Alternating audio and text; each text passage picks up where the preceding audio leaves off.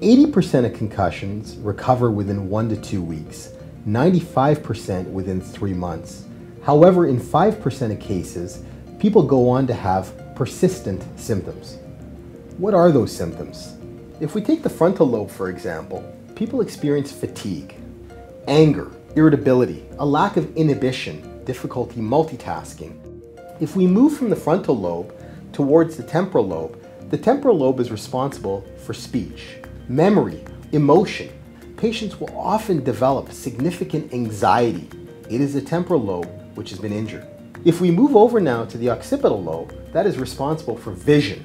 We also have electrical wires in the brain, the cranial nerves. These can get damaged. Patients will come in and say they lost their sense of taste, their sense of smell. Their vision is now double. This is also coming from the concussion.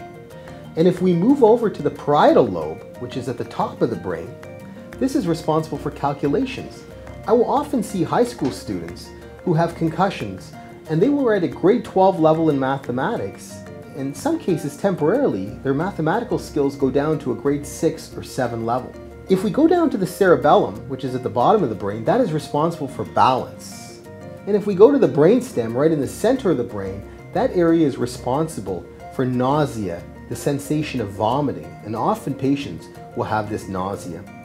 That is a tour of the entire brain and tells you that people with concussions can have some or all of those symptoms. Because the CAT scan or MRI are normal does not mean that the patient does not have a brain injury. Those tests are not sensitive enough to pick up concussions.